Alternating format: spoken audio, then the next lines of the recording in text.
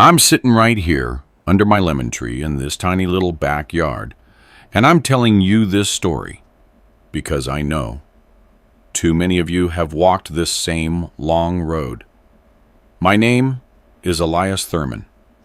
I'm 68 years old, and my hands remember every single cinder block I laid in Houston under that scorching Texas sun. The kind of heat that could melt the asphalt right off the street. January of 2024 became the month I finally understood the words, squeezed lemon.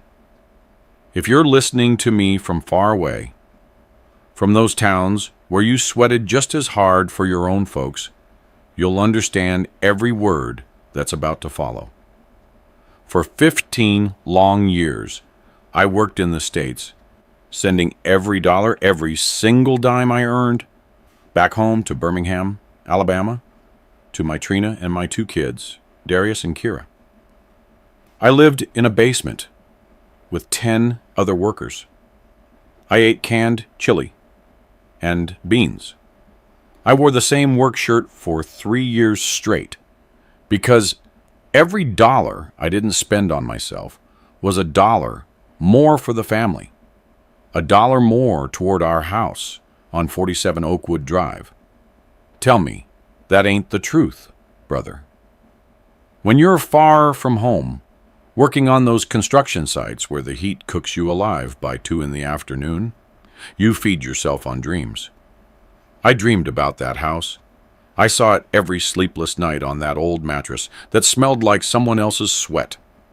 It was a modest house, yeah, but it was ours.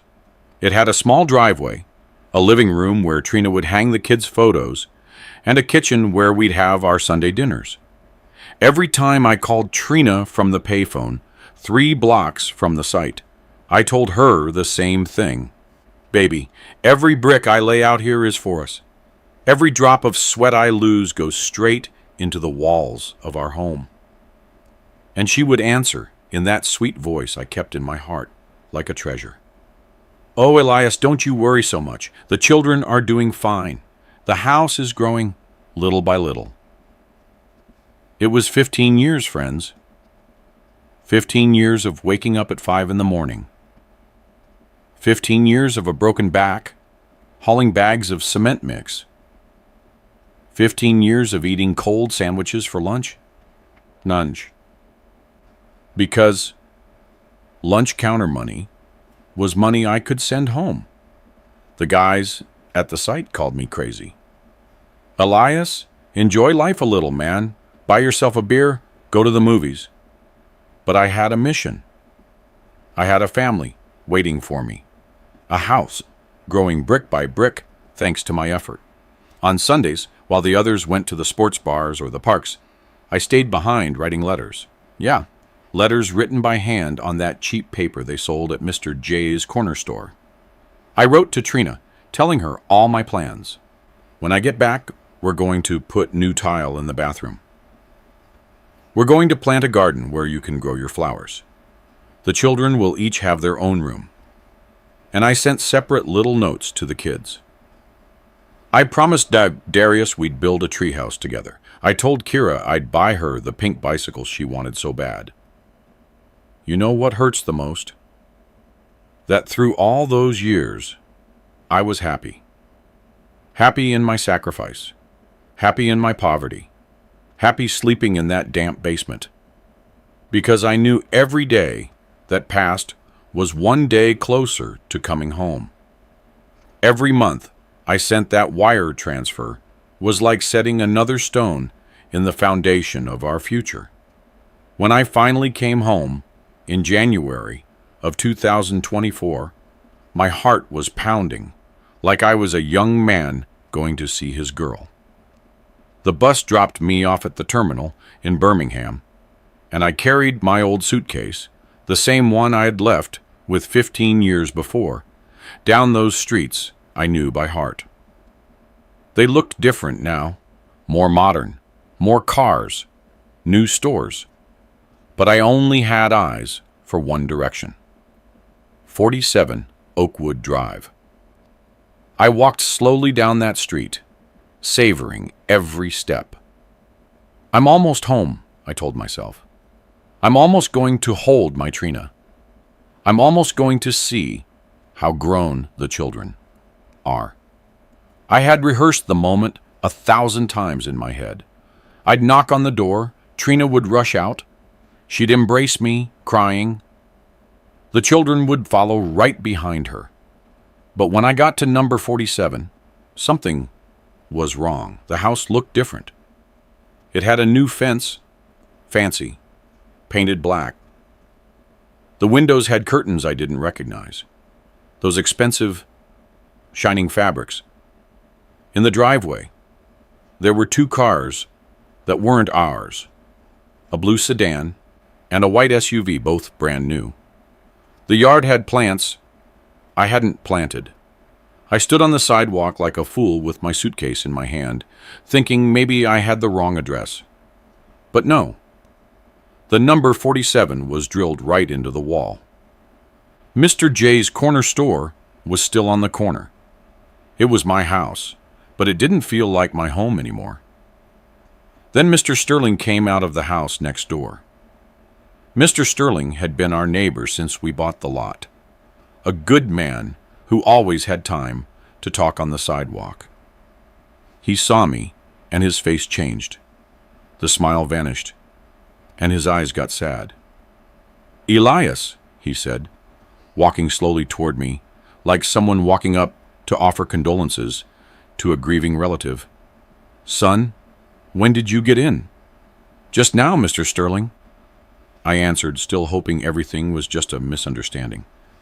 "I came to see Trina and the kids. Are they inside?"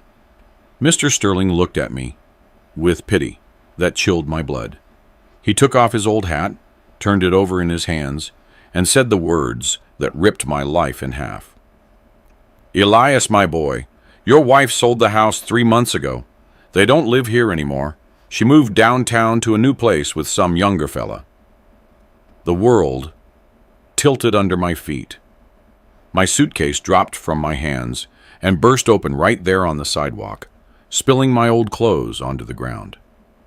"She sold the house?" I asked, though my voice sounded like it belonged to another man. "This is my house, Mr. Sterling. I paid for it. I worked 15 years for this house." "Yes, my son, I know," Mr. Sterling said, helping me pick up my clothes. "We all know you worked like a dog for this place, but she said she needed the money, that times were hard, and well, the house was in her name." That's when I understood the first part of what was waiting for me. But I still didn't know I was going to hear those words, squeezed lemon, come from the mouth of the woman who had been my whole life. I still believed there had to be an explanation, that Trina had sold the house because of some emergency, and that when she saw me, she'd explain everything, and we'd find a way to fix things. But when you've lived 68 years, Father, something deep inside tells you when things are truly lost. And that afternoon, standing on the sidewalk of Oakwood Drive, with my clothes scattered on the ground, I already knew that my life, the way I had dreamed it, was over. My friends, there are moments in life when the world turns over with a single phrase. Mr. Sterling gave me the address where Trina lived now. A new development downtown, one of those places where the houses have electric gates and the cars shine like mirrors. I walked all the way there carrying my suitcase, still clinging to that foolish hope men hold on to when they refuse to accept what they already know. The building was modern, one of those with an elevator and marble floors in the lobby. I went up to the 3rd floor and knocked on the door of apartment 32. The footsteps approaching weren't Trina's. They were heavy, a man's steps. The door opened, and there he was, a guy about 40 years old, with a crisp white shirt, slacks, and what caught my eye the most, a thick gold chain around his neck, the kind that weighs heavy and screams to the world that you've got money. He had the slight belly of a man who eats well every day, and the waft hands of someone who's never hauled a bag of cement. He looked me up and down with the face rich folks make when they see a poor man at their door. "Yes," he said, as if I were a salesman bothering him in the middle of the afternoon. "I'm looking for Trina Thurman," I said, trying to hold on to my dignity. "I'm Elias, her husband." The man didn't move from the door. He just yelled inside. "Trina, Elias is here." Then I saw her. My Trina came out from the back of the apartment. But she wasn't the woman I had left 15 years ago. She had lost weight, yes, but not in a natural way. She looked like those ladies who go to expensive gyms and follow diets with a nutritionist. Her hair was dyed a bleach blonde that didn't suit her, with highlights that shone under the artificial light. She wore clothes I didn't recognize, a silk blouse and expensive-looking trousers, the kind they sell in mall boutiques. But what hurt me the most were her eyes. She looked at me like a stranger. There was no joy, no surprise, nothing of the love I had kept in my heart all these years. "Elias," she said, her voice cold as ice. "You finally came back." You finally came back, as if I'd been on vacation, as if I hadn't spent 15 years working like an animal to send her money every single month. I tried to hug her because you don't forget 15 years of marriage, 15 years of love, letters and promises overnight. But she took a step back, as if I smelled, as if my work-stained hands would dirty her silk blouse. "We need to talk," I told her. She sighed, as if talking to me were the most tiresome thing in the world. "Fine, but make it quick. Dwayne and I have a dinner reservation." Dwayne, that was the fancy fella's name. Dwayne, who kept watching me from the doorway, as if I were a roach he needed to stomp out. "I sold the house," Trina said, just like that, simple and direct, like saying, "It's going to rain today," or "The stock market went up." "You sold the house? How?" I asked, feeling the floor move beneath my feet. "That's our home, Trina. Our home that I worked 15 years for. The home where we were going to grow old together," she shrugged. "I needed the money, Elias. Times are hard. The children are in college. There are expenses. You weren't here to decide." "I wasn't here." My voice broke. "I wasn't here?" "I was there, Trina. Sweating under that Texas sun, eating cold beans, sleeping on someone else's mattress, sending you every dollar I earned for that house, for our house." Trina looked at me with a smile that didn't reach her eyes, a cold, cruel smile. "Our house? The house was in my name, Elias. You wanted it that way, remember? You said it was safer, that if something happened to you, I would have everything secured." And she was right. I had put the house in her name because I thought it was the right thing, because I trusted her, because I thought we were in the same boat, rowing toward the same harbor. "But I paid for it," I told her, my voice sounding like a child pleading for justice. "Every brick, every window, every tile in that bathroom, with my sweat, with my labor." "Yes, you sent money," she said, as if that were a small thing. "But I was here raising your children, taking care of your things, waiting for you. I worked too, Elias." Then Dwayne, that arrogant rooster with his gold chain, spoke up. "Look, mister, don't come in here trying to stir up trouble. The house was sold legally. I have all the paperwork in order. If your wife was the owner, she had the right to sell it." Your wife. He didn't even say your wife. As if Trina were already his. as if I were just some crazy old man claiming something that was never mine. "And the kids?" I asked, clinging to the last thing I had left. "Do Darius and Kira know you sold the house?" Trina gave a dry, humorless laugh. "The children are grown, Elias. They don't need Dad to come save them anymore. They have their lives, their careers, their own families. The world kept turning without you." Those words hurt more than a punch to the gut. For 15 years, I had dreamed of coming home, of hugging my children, of asking them about school, of meeting their boyfriends or girlfriends, of being the dad I couldn't be from afar. "Where are they going to live?" I asked. "Where are we going to live once we sort this out?" And that's when Trina looked me right in the eyes and said the words I'll never be able to forget. The words that were branded into my soul like hot iron. "There is no we, Elias. You are a squeezed lemon. That's what you are. We've already taken all the juice you had inside, and now there's nothing left but the useless rind, and rinds get thrown in the trash." I was speechless. 15 years of letters calling her my love. 15 years of promises, of shared dreams, of plans for when I returned. 15 years of believing she was waiting for me, counting the days just like I was. "We don't need you anymore," she continued. And every word was like a stab. "Dwayne has a good business. The kids graduated. They have their jobs.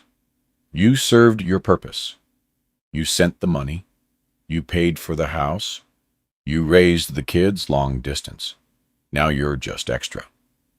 Dwayne smiled behind her, satisfied. "Exactly, mister. There's no place for you here. Life moved on." I tried to say something, to defend myself, to explain that I had come back to be with her, that I had plans, that we could start over, but the words wouldn't come out. It was like my tongue had been torn out. Trina walked toward the door, ready to close it. "If you need anything, talk to the kids. But don't come looking for me anymore, Elias. This chapter is closed." The door slammed shut with a dry thud that echoed down the hallway. I stood there like an idiot, with my old suitcase in one hand and my heart shattered in my chest. Behind the door, I could hear their voices. Trina laughing at something Dwayne said as if nothing had happened, as if she hadn't destroyed 15 years of my life in 5 minutes. I walked down the stairs slowly, feeling every step like a mountain. Outside on the street, people were walking normally. Cars were passing normally. The world kept turning normally. But for me, everything had changed. I was no longer Elias Thurman, the man who worked in the States for his family. Now, I was Elias Thurman, the squeezed lemon who was good for nothing. That night, I slept in a cheap motel near the bus terminal. It cost $40 a night. The walls were stained with moisture, and the mattress sagged in the middle, but it was all I could afford with the few dollars I had left. I lay down fully dressed, staring at the ceiling, repeating Trina's words in my head. "Squeezed, lemon, useless rind." You know what the worst part of all this is?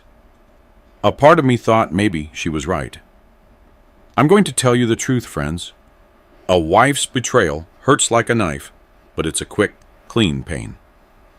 The betrayal of your children is like a slow sickness that kills you inside, drop by drop, day after day.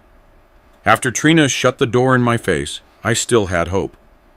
I still thought that someone in this world would understand me, that someone would remember the 15 years I spent working like a beast to give them a better life. Darius worked in a fancy office downtown, in one of those new high-rises with elevators and air conditioning. My oldest son, 35 years old. The boy I promised over the phone from Houston that we'd play basketball when I returned, that we'd go fishing at the lake like my father did with me. I found him at his desk wearing a suit that cost more than I made in a month back in the States. He had one of those expensive watches on his wrist, polished shoes, hair slicked back, a movie-style executive. "Hey, Dad," he said when I walked into his office, and he didn't stand up to hug me.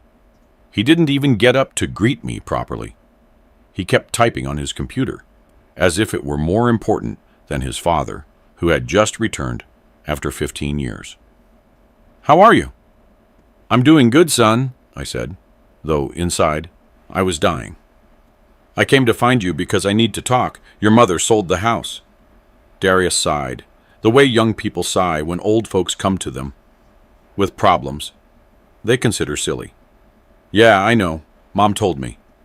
"You already knew." My voice cracked a little. "You knew, and you didn't say anything to me?" For the first time, he looked up from the computer, but he looked at me like I was a whining child. "Dad, Mom had the right to sell the house. The house was in her name. What she did is perfectly legal." Legal. That word hit me like a slap across the face.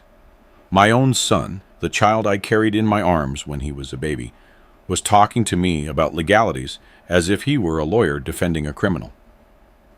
"Darius," I said, walking closer to his desk, "I paid for that house. Every dollar I sent from the States was for that house. So you all could have a roof, so your mother wouldn't go without, so you and your sister could get an education." "Yes, Dad, we know." He said it in a tired voice, as if he'd heard the story 1,000 times and was already bored of it. "You worked, you suffered, you sacrificed. We know all that, but that was your decision. Nobody forced you to go to the States. Nobody forced me. As if I'd gone on vacation. As if it hadn't been to give them a better life, so they could have what I never had."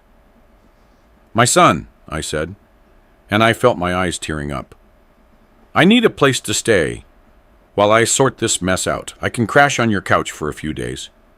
I don't need more than that." Darius didn't even think about it. He shook his head right away. "No, Dad, you can't stay with me. I have a wife. I have small children. I need my space, my privacy. There's no room. There's no room." My son, living in a 3-bedroom house that was paid for with the money I sent, was telling me there was no room for his father. This same son whose first bicycle I bought by working double shifts in Houston, the one I sent money to for his graduation, for his wedding, for the down payment on his own home. "I understand," I said, though I understood nothing. "And do you know where I can find Kira?" "She's teaching at Northwood High School," he said, turning back to his computer. "But Dad, I recommend you don't make drama out of this house thing. Things are what they are. Too much time has passed." I walked out of that office, feeling like I had just spoken to a stranger. That wasn't my Darius, the boy who cried when I left, the one who promised me on the phone that he'd be good, that he'd take care of his mother and little sister. This was another man, a man who wore a tie and talked about legalities and had no room in his house for his father. I went to find Kira at the high school, my princess, my pretty girl, the one who stayed up late on Sundays waiting for my call from Houston, the one who always said, "I love you, Daddy," before hanging up the phone. I arrived during the lunch break and asked for Ms. Kira Thurman. A secretary told me she was in the courtyard supervising the students. I saw her before she saw me. 32 years old, already a full woman. She was wearing a stylish blue dress, high heels, her hair done up at the salon. She looked successful, educated, like those teachers you see in magazines. She was talking with other teachers, laughing at something one of them had said. For a moment, I just stood there, watching her, remembering when she was 5 and asked me to bring her a doll from the States. "Dad," she said when I approached. She didn't run to hug me as I had hoped. She stayed where she was, looking surprised to see me, but not in a happy way. "Hello, my princess," I said, and I tried to hug her, but she gave me a quick, formal embrace, the kind you give when you don't want to, but manners force you to. "When did you get in?" she asked, looking at the other teachers as if apologizing for the interruption. "2 days ago. I came to see the family, to finally be with you all." Kira sighed, that same tired sigh Darius had given. "Dad, I need to talk to you, but not here. The teachers are watching. Can you wait for me in the parking lot? I'll be off in an hour." I waited for an hour under the sun, sitting on a park bench across from the school, watching the kids play, remembering when Darius and Kira were that age. When I dreamed of coming back, to take them to the park, to push them on the swings, to buy them candy and ice cream like normal dads do. When Kira came out, she got into a car I didn't recognize, a brand new white Nissan with fancy rims and tinted windows. She drove up to where I was and rolled down the window. "Get in, Dad. Let's talk." We went to one of those modern coffee shops that sell expensive cappuccinos and French pastries. Kira ordered a latte. I ordered a black coffee because it was the cheapest thing in the menu. She looked uncomfortable, fiddling with her phone, looking everywhere, but at me. "Dad," she said, "look, I know what happened with the house. Mom told me you went to see her." "Kira, my girl," I said, trying to regain some of the connection we had when she was little, "I need you to help me understand what happened. How could your mother sell the house? That house was for you all, for the whole family." Kira shook her head as if I were a child who didn't understand the basics of life. "Dad, we're not kids anymore. We're in our 30s. Mom had the right to start her life over. She couldn't stay waiting for you forever." "But why did she sell the house?" I asked. "She could start her life over without selling the house I paid for with 15 years of work." "Because she needed the money," Kira said as if it were obvious. "Times have changed, Dad. Everything is more expensive. I needed money for my car, Darius for his new place. Mom wanted to enjoy life a little after all those years of waiting." Waiting? As if I'd been partying in Las Vegas, instead of working like an animal to support them.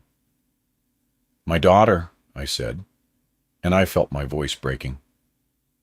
"I worked all those years for you, so you could have a home. So you could get an education, so you wouldn't lack anything. I slept on the floor, I ate cold beans, I didn't buy a new shirt for 3 years, all for you." Kira sighed again, but this time with irritation. "Yes, Dad, we know. You worked, you suffered, you sacrificed. You're a hero, right? But it's 2024, Dad, not 1950. Women don't just sit around waiting for their husbands to come home anymore. Mom had the right to be happy." "And I don't have the right to anything?" I asked. "After 15 years of working for you, I don't even have the right to a corner of the house I paid for." "Don't make drama, Dad," she said. And those words hurt like daggers. Drama. My shallow-outered life was drama to her. What happened, happened. You can't change it now. You should just accept things as they are and try to move forward. I told her what Darius had said, that I couldn't stay with him. I asked if I could stay with her while I figured out what to do with my life. Kira didn't even consider it. "No, Dad, I can't. I live alone, but it's a small apartment. Plus, I'm at an age where I need my independence, my privacy. I can't have my father living with me." Then she took out her wallet, an expensive leather wallet that cost more than my suitcase and everything inside it. She pulled out 2 $100 in new bills and placed them in front of me. "Here," she said, "for you to live on for a few days while you decide what you're going to do. $200 is charity, like you give money to beggars on the street to make them go away." "I don't want your money, Kira," I said, pushing the bills back toward her. "I want my family." "This is your family, Dad," she said, pointing to the bills. "This is the help we can give you. We can't do more." She stood up from the table, slung her expensive purse over her shoulder, and looked at me with a mixture of pity and annoyance. "Take care, Dad, and please don't look for Mom anymore. Don't make things harder for her than they already are." She left in her new car, leaving me sitting there with $200 on the table and my heart in pieces. The waitress came over to ask if I wanted anything else, and I said no, I was leaving. I paid for the 2 coffees with part of that $200. The first time in 15 years, I had spent money given to me by my children, instead of being the one giving it to them. That night, in the same filthy motel room, I lay down to think about everything that had happened. The Sunday phone calls from Houston, when Kira would tell me about school, and Darius would brag about his grades. The letters I wrote them, promising that when I returned, we would do all the things we couldn't do while I was away. The toys, I mailed them every Christmas, buying them with the money I had left over after sending the main transfer for the house expenses. How was it possible that those children who said, "I love you, Daddy," on the phone had turned into these adults who saw me as a burden? How was it possible that the girl who cried when the call was cut off because her time had run out now didn't have room for me in her small apartment? I got up and went to the bathroom to wash my face with cold water.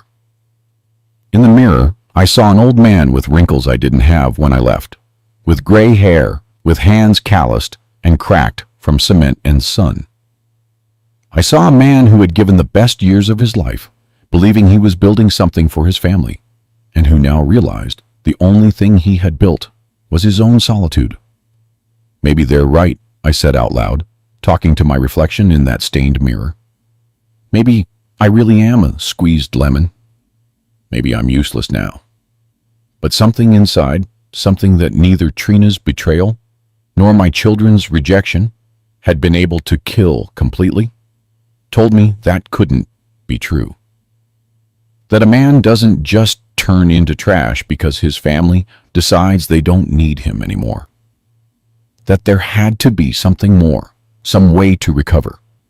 Not the lost love, because that was gone forever, but my dignity. That night, I couldn't sleep. I stayed awake until dawn, listening to the city noises, thinking about everything I had lost and wondering if there was still something worth fighting for. But you know what, friends? Sometimes God sends signs to those who are ready to see them. On the third day, in that miserable little room, with the yellow-stained ceiling and the smell of mildew that seeped into my bones, I decided to do something I hadn't done since I arrived. Really check my old duffel bag. That canvas bag that had been with me for 15 years, smelling of sweat and nostalgia, holding not just my clothes, but all the memories of my life in Houston. Inside, in the back pocket I hardly ever used, was a yellowed plastic folder. A folder I had saved religiously all these years, without realizing that one day it would save my life. Inside were all the receipts for the money transfers I had sent back to Alabama for 15 years. Every piece of paper, every stub, every MoneyGram receipt, with my name clearly printed. Elias Thurman sends money to Trina Thurman for house expenses. But that wasn't all. At the bottom of the folder, folded so many times it was tearing at the corners, was a piece of paper that made my hands tremble when I saw it. It was a letter I had sent Trina in 2009 when we were looking at lots to buy the house A letter written in my own hand where I told her, "My love, I found the perfect lot on Oakwood Drive. It's for us, for our family. Every dollar I send is for that house that will be our home when I get back." And clipped to that letter was a copy of the preliminary contract we had signed with the lot seller, a paper that clearly stated, "The house will be built with funds sent by Mr. Elias Thurman from the United States for the Thurman family estate." It wasn't a complete legal document, but it was proof. It was the truth, written on paper. I sat on that sagging bed, with those papers trembling in my hands, feeling like I could take a full breath for the first time in days. I wasn't crazy. I hadn't made anything up. I had paid for that house, dollar by dollar, drop of sweat by drop of sweat. The next day, I went to find Mr. Sterling. I found him sweeping his sidewalk, just like every morning since I'd known him. When he saw me arrive with my folder of papers, he knew immediately that something had changed in me. "Mr. Sterling," I said, "I need you to recommend a lawyer. A good one. A one who isn't afraid to fight for what's right." Mr. Sterling leaned on his broom and looked at me with those wise eyes men get when they've lived a lot. "Look, Elias, I know a young man who has his office nearby. His name is Miles Carrington. He's an attorney. I watched him grow up from a boy. He's the son of Mr. Carson, the mill worker who went north to work when Miles was little. Does he charge a lot?" I asked, because I knew I wouldn't get far with the $200 my children had given me. "I don't know that, my son, but he's a good kid. He went to college on scholarships. He graduated with honors. They say he's one of the few lawyers who still believes in real justice, not just money." Mr. Sterling gave me the address, a small two-story building on Moore Street, painted white, with a discreet plaque that read Addie Miles Carrington, Civil and Family Law. I went up the stairs slowly, feeling every step bring me closer either to salvation or to another, bigger disappointment. The secretary was a young woman who greeted me kindly. "How can we help you?" she asked without looking at me with the contempt I had grown used to seeing in people's eyes when they saw my old clothes and calloused hands. "I need to speak with the attorney," I said. "It's about a house problem. I'm Elias Thurman." She asked me to wait. The office was small but clean, with organized books on the shelves and a cross on the wall. It wasn't one of those fancy law firms with marble floors where lawyers charge you just to breathe their air, but a place where you could tell honest people worked. 10 minutes later, he came out. Attorney Miles Carrington, 38 years old, tall, thin, with intelligent eyes, and the confident but humble way of moving that self-assured men have. He was dressed simply, black slacks, a white shirt, a blue tie, but everything looked clean and well kept. "Mr. Thurman," he said, shaking my hand firmly. "It's a pleasure. Please, come in, let's talk." His office was small, but tidy. I sat across from his desk, which had a photo of a young woman with 2 children. His family, I assumed. In the wall were his diplomas and a graduation photo with an older woman who had his same eyes. His mother, probably.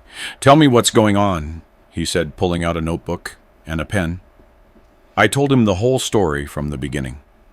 The 15 years in Houston, the money I sent every month, the house built dollar by dollar with my labor, the return, and the surprise that Trina had sold everything. I told him about the words, squeezed lemon, my children's rejection, the nights in the cheap motel, feeling like my life had amounted to nothing.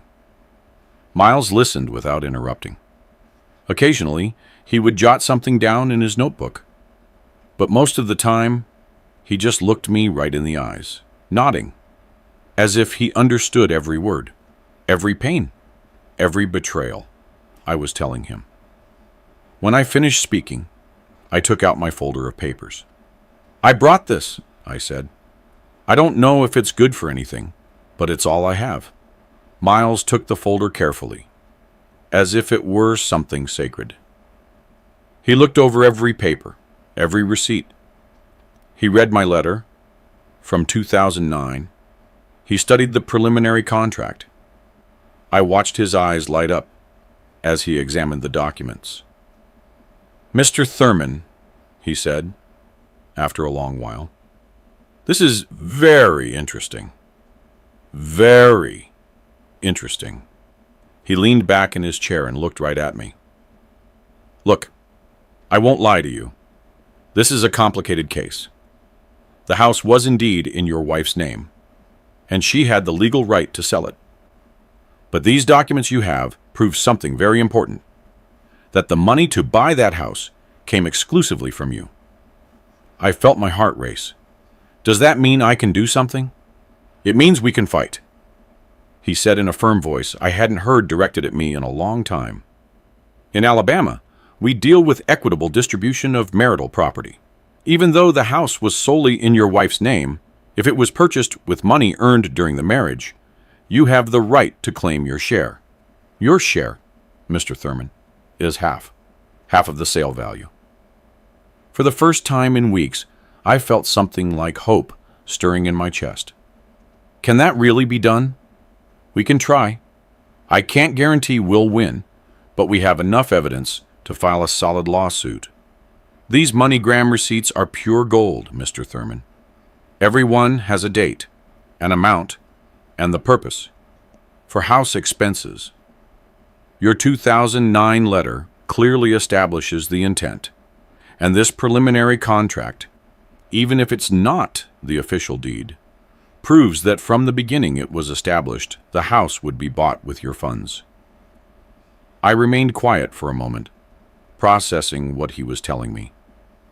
After days of feeling like garbage, of hearing that I had no rights, that I was a squeezed lemon, this man was telling me I could fight. "Attorney," I said, my voice a little broken, "how much is this going to cost me? Because, I'll be honest, I don't have much money."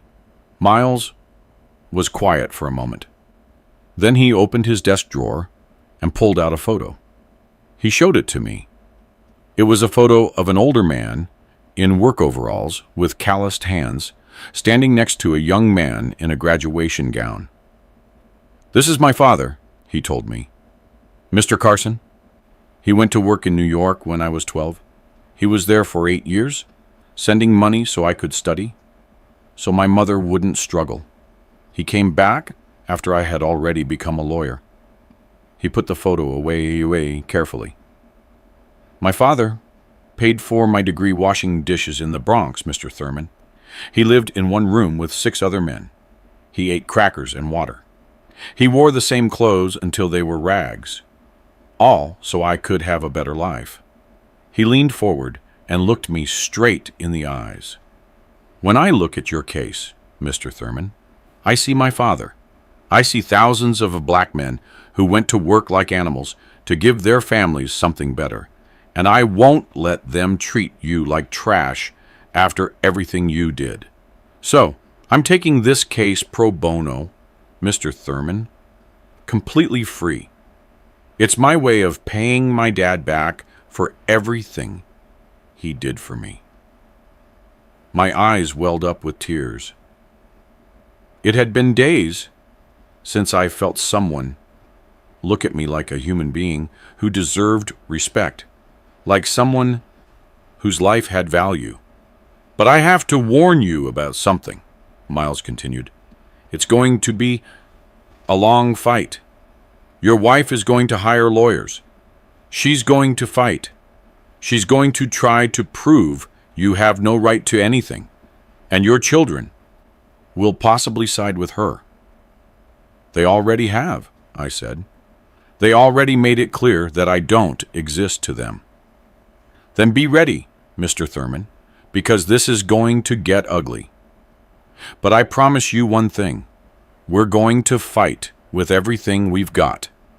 And if God is willing and justice still exists in this country, you're going to get back what's yours. That afternoon, I walked out of Attorney Miles's office feeling something I hadn't felt since I got back to Alabama. That I still had dignity. That my life hadn't been in vain. That a man who worked 15 years for his family couldn't be treated like garbage just because that family no longer found him convenient. Miles that asked me to gather every memory I could. Letters, photographs, names of people who knew me and knew about my sacrifice. The memory of a man your age is a treasure, Mr. Thurman, he said. The elders remember what's important, and we're going to use every memory to build our case. That night in my motel room, I started writing on some cheap sheets of paper. I began jotting down every detail I remembered from those 15 years. Every phone call, every letter I sent, every promise I made. The names of the neighbors who knew my story, the important dates, the moments when I talked to Trina about the house we were building together. For the first time in weeks, I stayed awake, not from sadness, but from hope, because I had found someone who believed in me, someone who understood that behind those crumpled papers was an entire life of work and sacrifice that deserved to be defended. As my grandmother, rest her soul, used to say, God doesn't abandon those who don't abandon themselves. And I, Elias Thurman, was not going to abandon myself anymore. The legal battle lasted 8 months, my friends. 8 months that felt like forever, but which taught me something I had forgotten during all those years of humiliation. That a man who fights for what's right is never completely defeated, even if the whole world turns against him. Trina hired the most expensive lawyer in Birmingham with the money from the sale of my house, a fancy type, one of those who wear imported suits and use complicated words to confuse simple folk. In the hearings, Trina would arrive dressed like a rich woman, always accompanied by Dwayne, with his gold chain shining under the courthouse lights. She looked at me as if I were a cockroach that had dared to climb onto her glass table. Yes, Your Honor, Trina declared in that phony voice she had adopted. It's true Elias sent money from the States, but that money wasn't to buy any house. It was to support his children, for family expenses. It was like, what do they call it? Child support. I was a de facto single mother, raising 2 children without the physical support of their father. Every word that came out of her mouth was like a slap. De facto, single mother, as if I'd been partying in Las Vegas instead of working 18 hours a day under the sun that melted the skin off my bones. Dwayne also gave his testimony, very self-assured. I bought the property completely legal, Your Honor. Trina Thurman was the registered owner. She had all her paperwork in order. I didn't know anything about any husband working in the States. To me, she was a free woman who could sell her property. The children, Darius and Kira, didn't even show up at the courthouse. When Miles subpoenaed them as witnesses, they sent letters saying they didn't wish to participate in family conflicts and that they respected their mother's decisions. They didn't even have the courage to come lie to my face. They preferred the cowardice of silence. But my lawyer, Miles, was a warrior for justice. I swear to you. That young man worked as if his life depended on the case. He found a Mr. J, the owner of the corner store, who perfectly remembered when I called from Houston and yelled to Trina from the payphone, "My love, I already wired the money for the materials. Tell the builder he can start on the foundation." He tracked down Ms. Carmen, the neighbor who lived next door to our house, who testified, "I saw the money transfers arrive every month. Trina always said, Raphael's money for the house just got here." The whole neighborhood knew that house was being paid for by her husband from the other side. Miles presented all my letters as evidence. Those letters I wrote on Sundays, in my miserable Houston room with a cheap pen and notebook paper, pouring my heart out in every line. My love, every brick laid in that house will be like a piece of my soul returning home. That will be our house, where we'll grow old together, where the grandkids will come to visit. Trina's lawyer tried to discredit everything. He said the letters were sentimental expressions with no legal value, that the witnesses were simple people confusing the facts, that the MoneyGram receipts didn't specify the money was exclusively for the purchase of property. But Miles had a trump card that even I didn't know was so important. The letter from 2009, where I wrote to Trina, "We found the perfect lot on Oakwood Drive. With your savings from your sewing work and the money I send, we'll be able to make the down payment. This house will be our family estate, my love. The only thing we'll leave our children." "Do you see, Your Honor?" Miles said, holding up the letter like the Bible. "It's crystal clear right here. Mr. Thurman speaks of our family estate, not a gift or child support. He speaks of a joint investment for the future of the Thurman family." The hearings turned into a war of attrition. Trina and her lawyer presented technical arguments. They talked about registered title and presumption of ownership. They tried to paint me as an irresponsible man who had abandoned his family and was now returning to claim what had never been his. I sat in that cold courtroom with my cheap suit that I had bought at the market, the only suit I'd ever owned, listening to them turn 15 years of sacrifice into a story of abandonment and selfishness. Some nights I went back to my motel room and cried from rage, feeling that no matter how much proof we had, Trina's money and influence were going to win. But Miles never lost faith. "Justice sometimes takes time, Mr. Thurman, but it always arrives in the end, and we have the truth on our side." The decisive moment came in August of 2024. Miles had subpoenaed Mr. Rodriguez, the builder who had constructed the house, as a witness. A 60-year-old man with hands marked by cement and lime. He came to the courthouse in his Sunday best, hat in hand. "Your Honor," Mr. Rodriguez said, with that honesty true working men have, "I built that house brick by brick, and every month, when Mr. Thurman's money came, Mrs. Thurman would tell me, 'My husband's transfer is here. We can keep building.'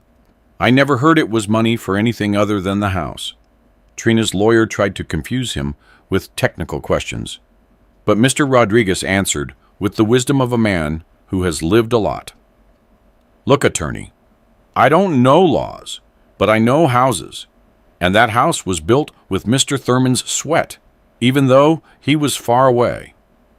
On September 15th, 2024, Mexican Independence Day, and what a perfect date for my own independence, the judge called all parties to deliver the sentence.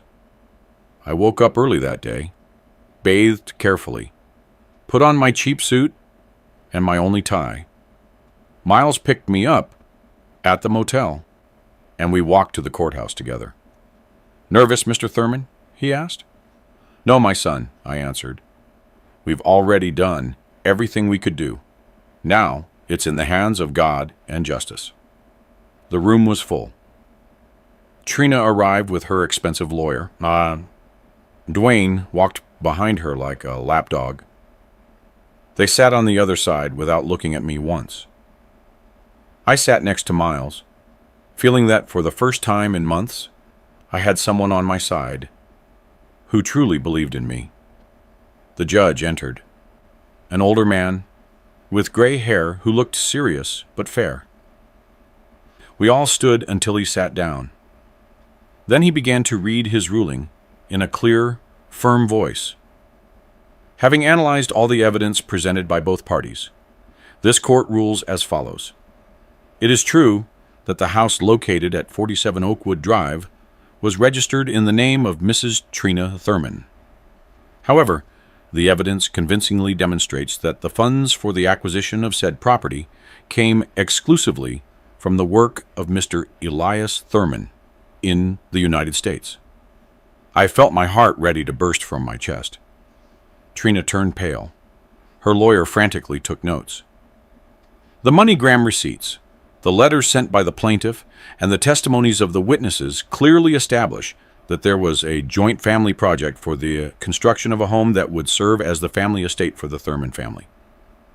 The fact that the property was registered solely in the wife's name does not invalidate Mr. Thurman's right to claim his share in an asset acquired during the marriage with his resources.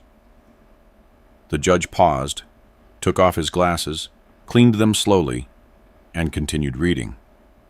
Therefore, this court resolves the right of Mr. Elias Thurman to claim 50% of the sold property's value. It is hereby recognized. Mrs. Trina Thurman is ordered to pay the plaintiff the amount of $170,000, corresponding to half the sale value of the house located at 47 Oakwood Drive. The judge's gavel sounded like thunder. Miles hugged me. I sat there, unable to believe what I had heard.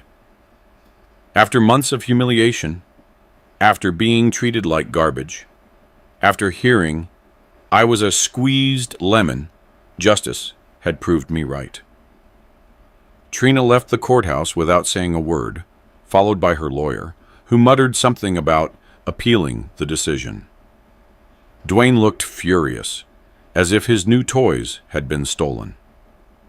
"We did it, Mr. Thurman," Miles said as we walked through the downtown streets. "We did it." But I didn't feel like celebrating.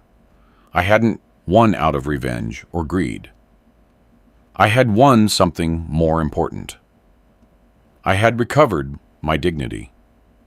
I had proven that the life of a man who works honestly has value, that it can't be discarded like trash just because it's no longer convenient. With part of that money, I bought a small house on the outskirts of Birmingham. It's not much. 2 bedrooms, a living room, a simple kitchen, and a backyard big enough for a small garden, but it's mine, paid for with the justice life owed me. The first thing I did was plant a lemon tree in the yard, a young tree full of life that will bear fruit for many years.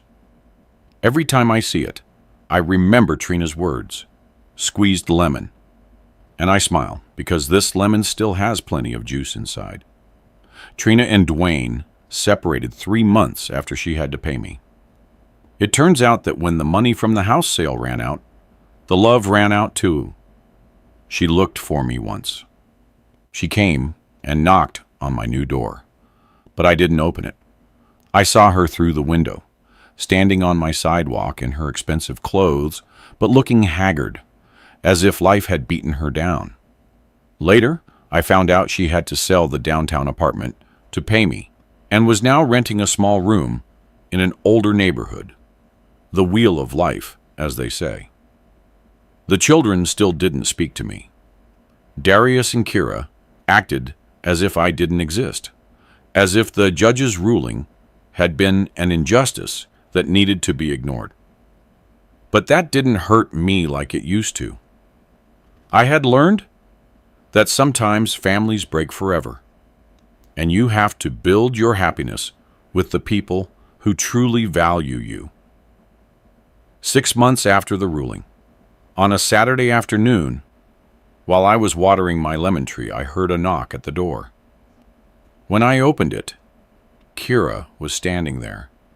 She looked different, thinner, no makeup, in simple clothes. She was no longer the elegant teacher with the new car. She looked like what she had always been, my daughter. She sat down in the plastic chair I have in the yard, looking at the lemon tree, which was already starting to bear its first blossoms. She was quiet for a long time, just watching, as if she were thinking about everything that had happened. "Forgive me, Dad," she finally said. her voice broken in a way I hadn't heard since she was a little girl. I didn't rush to hug her as I would have before. I wasn't the same man who had returned from Houston with a heart full of hopes. I poured her a coffee in a simple mug. I sat in my other plastic chair and listened. I realize what we did, she continued. How badly we treated you. Mom filled our heads with ideas. She convinced us we didn't need you anymore, that you were just a burden from the past. And what do you think now? I asked her, without harshness, but also without the automatic affection I once had. Now, I think we were ungrateful, she said, and her voice gave out. You paid for my school, my college, my car, the house, my whole life. And when you came back looking for a little affection, we closed the door on you. I took a sip of my coffee and looked at my lemon tree. You know what, Kira? Your mom once told me I was a squeezed lemon, that they had taken all the juice and only the useless rind was left. Kira started to cry. Dad, that was wrong. So wrong. No, my daughter, I told her calmly. It wasn't wrong. It was correct, but not for the reasons she thought. Kira looked at me, confused. A man becomes a squeezed lemon when he lets himself be squeezed, I explained. I let myself be squeezed for 15 years. I worked like an animal. I lived like a beggar. I completely forgot about myself because I believed that's what I had to do for you. I became a squeezed lemon because I squeezed myself. I stood up and touched a branch of the lemon tree. But I won't let myself be squeezed anymore. Now I know a man has to take care of himself too, that he can't give everything away and expect others to take care of him. Do you forgive me, Dad? I already forgave you, Kira. I forgave you the same day the judge ruled in my favor. But things can't go back to how they were. I understand, she said. Can I come visit sometimes? You can come whenever you want, I answered, but not as the daughter who comes for Dad to solve her problems. Come as the person who wants to get to know the man I've become. Now I live peacefully. I work part-time in a carpentry shop near my house, making simple furniture for the folks in the neighborhood. I don't make much, but it's enough for my simple life. In the afternoons, I sit under my lemon tree with a book, or just watching the sunset, feeling a peace I hadn't felt in decades. Miles, the attorney, became my friend. He comes over for coffee on Sundays. We talk about life, his kids, my plans for the garden. He's a good man, the kind there aren't many of left in the world. You won, Mr. Thurman, he always tells me when he visits. No, my friend, I answer, looking at the mountains visible from my yard. I didn't win. I recovered something I had lost long before Trina sold the house. What did you recover? My dignity, Miles, the right to live with my head held high. That's not a victory over others. That's a victory over yourself. And it's true, friends.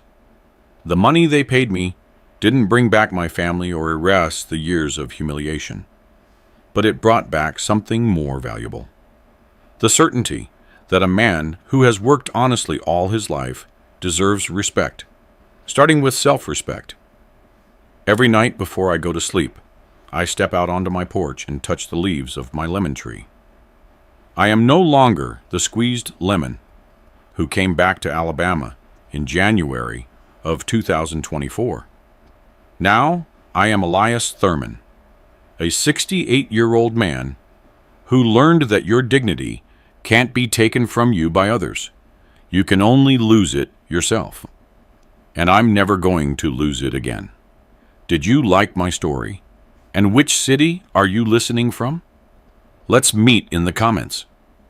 If you liked the story, you can support me by sending a super thanks so I can keep bringing more stories like this. Thank you so much for your sweet support. I'm looking forward to your comments on the story. On the screen, you can see 2 new life stories that I highly recommend. There's so much more on my channel. Don't forget to subscribe. See you in the next life story.